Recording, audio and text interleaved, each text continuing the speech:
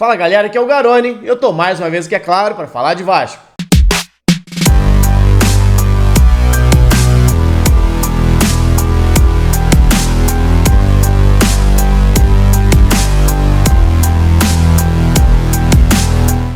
O Vasco finalmente anunciou oficialmente o retorno de Alex Teixeira ao clube. Nos últimos dias já vinha sendo especulado, já vinha sendo noticiado, já era inclusive dado como certo, mas só agora o Vasco anunciou o retorno do seu filho, né? Aquela velha história, o bom filho a casa torna. É o caso do Alex Teixeira, revelado, formado às divisões de base do clube, estreou como profissional com a camisa Cruz Maltina em 2008, foi negociado com o Shakhtar em 2010 e agora retorna após mais de 12 anos atuando no exterior. E você sabe, se tem reforço chegando em São Januário, tem análise aqui do canal. Então já chega deixando o like no vídeo, se era isso que você estava esperando, se inscreve, caso você ainda não seja inscrito, batemos aí a casa dos 60 mil inscritos, então dá uma moral, vamos ver se a gente consegue chegar a 70 antes do fim do ano e aproveita e se registra lá na 1xBet, maior site de apostas do mundo, que é parceira aqui do canal já há algum tempo. Você pode fazer o seu registro no link que está aqui na descrição do vídeo e utilizar o cupom GARONI quando for fazer o seu primeiro depósito. Usando o cupom GARONI, você vai receber esse valor em dobro. Ou seja,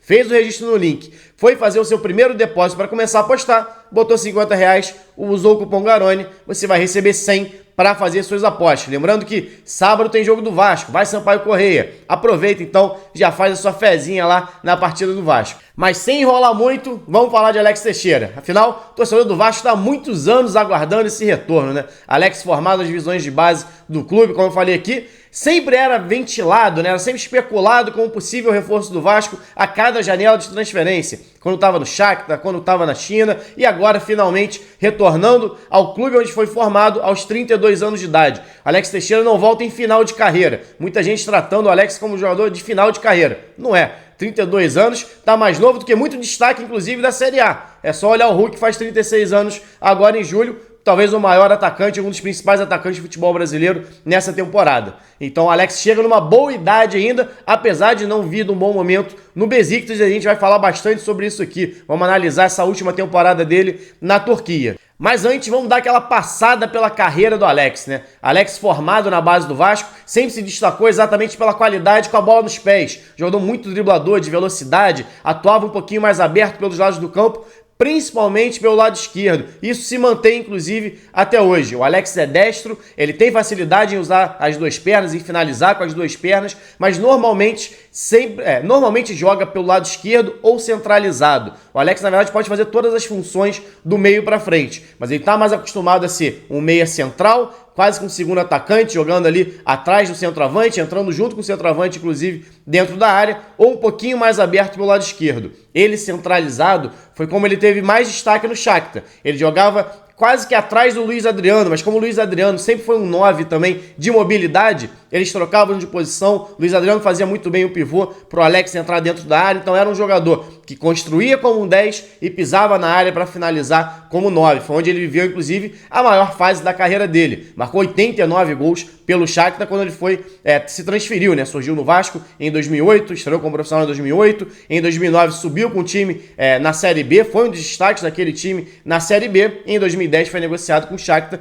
onde marcou 89 gols, e viveu sua grande fase artilheira, né? A última temporada dele pelo Shakhtar, ele marcou 26 gols em 26 partidas, teve uma média impressionante de um gol por jogo, vivia seu auge, tanto que teve seu nome ventilado no Chelsea, na Juventus, no Liverpool, vários clubes interessados, e ele acabou indo para a China.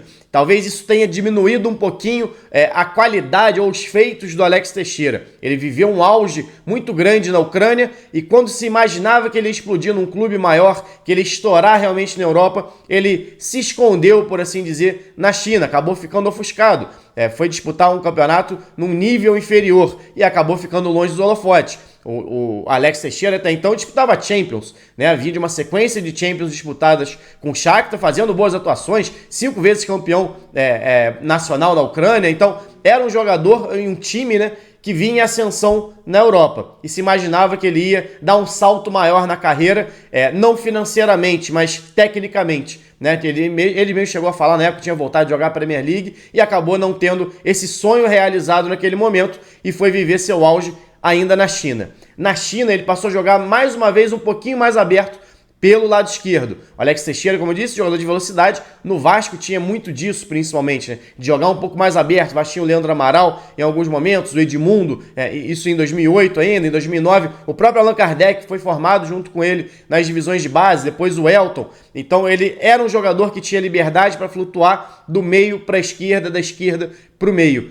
Nunca era um centroavante, como algumas pessoas eu vi falando aqui, o Alex Teixeira de falso 9. Nem na China, nem na Ucrânia foi comum ver ele assim. Pode ter tido um jogo ou outro, mas não era realmente a função dele. Pode ser mais um segundo atacante. Essa característica de ponta ele foi perdendo, inclusive, com o tempo. Não é um jogador que necessariamente constrói na beirada do campo, até pelo fato dele ser um destro que joga, na maioria das vezes, pelo lado esquerdo. Então a tendência é a gente ver sempre o Alex Teixeira cortando para dentro, afunilando, pisando dentro da área, fazendo uma diagonal para pisar na área junto com o centroavante.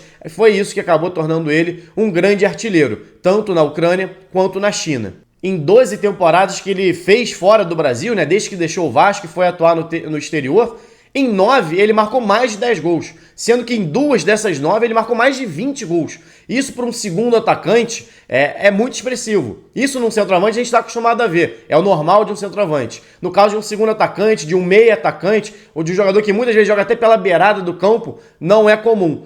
As únicas temporadas onde o Alex Teixeira não marcou mais de 10 gols foi na primeira temporada dele na Ucrânia, completa, quando ele chegou lá, chegou no meio da temporada, depois terminou essa meia temporada, na primeira temporada completa dele, ele não marcou. Na terceira temporada dele, ele também não chegou a 10 gols, e nessa última, agora no Besiktas. O Alex Teixeira retorna ao Vasco, talvez no seu pior momento da carreira, no momento onde ele teve a sua menor minutagem, no momento onde ele teve a sua temporada com menos gols, inclusive em relação ao Vasco.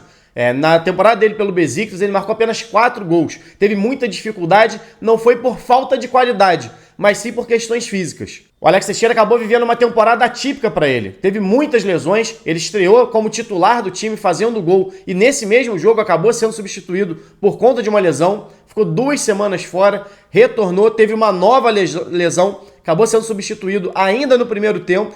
Quando ele retornou, na segunda partida após a volta, marcou novamente um gol. E quando começava a ganhar seu espaço como titular no time do Besiktas, voltava a ganhar ritmo de jogo, sofreu mais uma lesão na 14ª rodada do Campeonato Turco, um pouco mais grave, e teve que ficar mais um mês fora. Ou seja, sempre que o Alex começava a ganhar um pouco mais de ritmo, começava a ganhar um pouco mais de tempo, minutagem, até confiança dentro de campo, acontecia alguma lesão e tirava ele mais uma vez. Ele retornou aos gramados depois de um período, fez gol na 23ª rodada do Campeonato Turco, fez gol na 25ª rodada do Campeonato Turco, bateu pênalti na decisão da Copa da Turquia, onde exatamente o Besiktas foi campeão, mas visivelmente ainda não estava 100%, não conseguia fazer partidas com 90 minutos de intensidade. Eu, inclusive, assisti 2 jogos do Alex Teixeira pelo Besiktas, revi agora, né, exatamente para analisar, para trazer para vocês um pouquinho de como ele vinha atuando lá na Turquia. E ele fez mais de uma função. E claramente dava para ver que ele tentava, ele se movimentava, se esforçava, mas não conseguia fisicamente acompanhar. Ele até conseguia fazer algumas jogadas de um pouco mais de velocidade, mas não conseguia manter o ritmo por muito tempo. Então dava um pique, pressionava, a bola passava e ele desacelerava. Eu assisti a partida contra o Galatasaray, por exemplo, e o Alex acabou jogando como um 10. Exatamente como ele jogou grande parte da carreira dele no Shakhtar. Ele se posicionava mais como um segundo atacante quando o time estava sem a bola, marcando no 4-4-2, como faz, por exemplo, o Nenê e o Palácio quando atuam pelo Vasco. O Vasco se defende no 4-4-2 e esse meia central avança para ficar junto com o centroavante, fazendo uma pressão um pouco mais à frente, ou seja, não recompõe na linha de meio campo. E o Alex vinha fazendo isso na partida, tinha um desgaste natural, mas não precisava retornar tanto. Apesar disso, na hora de construir, ele muitas vezes vinha lá no pé dos zagueiros ou perto dos volantes para ajudar nessa construção, para pegar a bola lá no campo de defesa e carregar na frente. E essa era a grande dificuldade do Alex. Ele tinha que, se defensivamente ele não tinha que voltar tanto, não tinha uma obrigação tão grande assim, na hora de construir ele tinha que voltar um pouco mais, até pelas deficiências que o time do Besiktas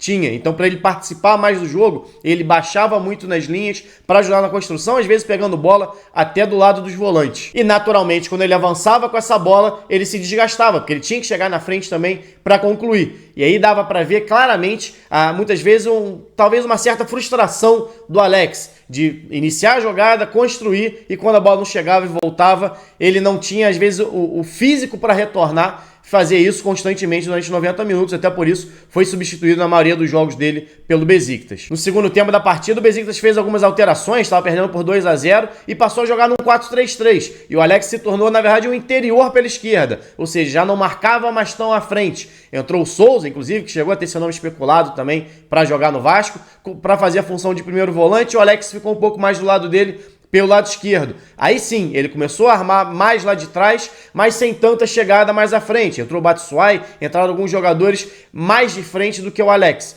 E ele se tornou mais um interior pela esquerda, um segundo, terceiro homem de meio campo jogando por ali. Até por essa questão física que a gente falava.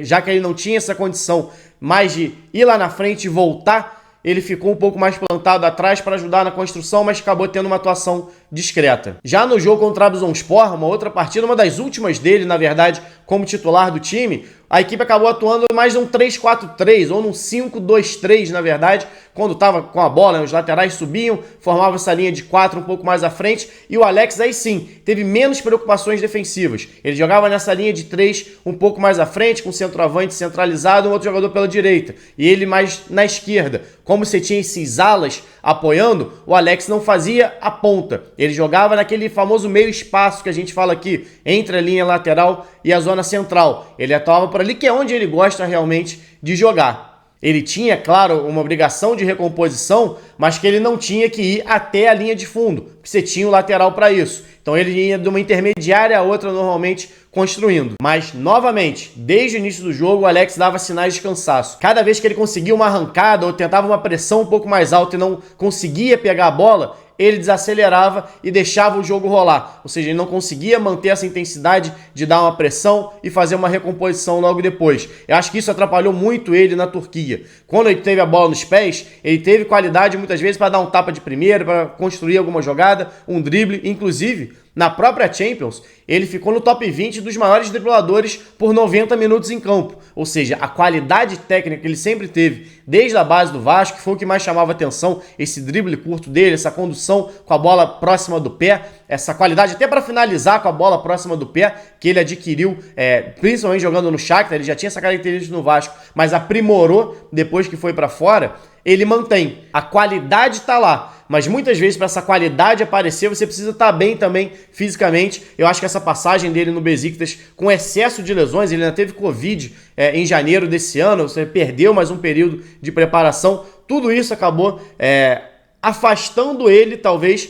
de ter um bom momento na Turquia. Em contrapartida, talvez tenha sido isso também que aproximou ele do Vasco. Essa temporada ruim na Europa, nesse retorno dele à Europa, após um período 5, 6 anos ali na China, talvez tenha, como não foi boa, talvez tenha fechado também um pouco de portas por lá. E isso abriu claramente um espaço aqui. O Alex quer jogar, o Alex quer estar inteiro, ele quer dar esse retorno em campo. Até a forma como ele saiu do Besiktas diz muito sobre isso. E não tem lugar melhor para ele retornar do que a própria casa, voltar para o Vasco, voltar onde é querido. E acho que ele tem tudo para desenvolver isso na Série B. Ainda que ainda não esteja 100%.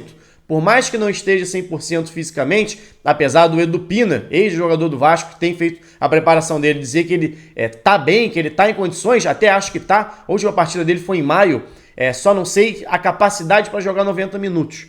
Né? Em qual intensidade ele vai conseguir jogar.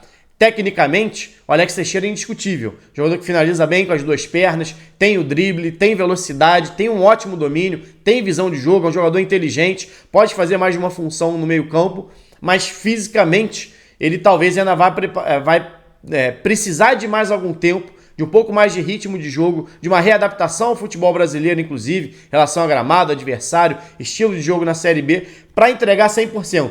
Mas ainda que não entregue 100%, o que o Alex pode entregar numa Série B, muito provavelmente é bem acima do que a gente está acostumado a ver nesse nível da competição. A grande questão agora é como o Maurício Souza vai armar esse time. Como o Maurício Souza vai montar um time que tem como as principais opções, as principais referências técnicas, Nenê, Palácios e Alex Teixeira.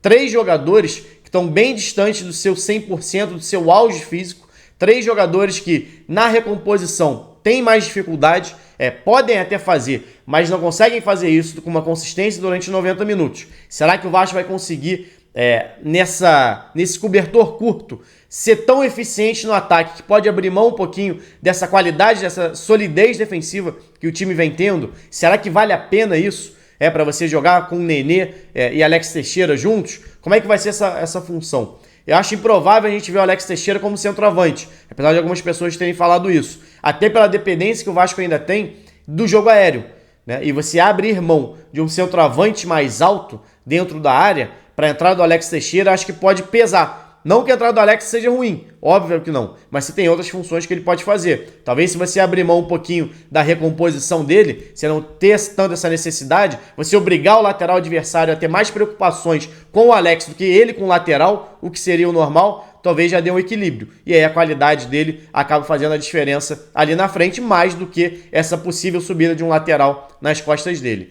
Enfim, agora é trabalho do Maurício Souza definir como é que vai ser o esquema do Vasco com o Alex Teixeira em campo. Se ele vai ser um segundo atacante, se ele vai fazer a função que é a do Nenê e o Nenê vai para o banco, vai ter um revezamento entre os dois, algum deles vai jogar um pouco mais aberto, vai ter uma alteração no esquema, nesse 4-1-4-1 que inclusive o Vasco tem feito.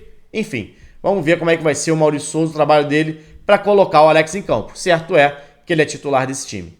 Bom, galera, é isso. Saudações e até a próxima.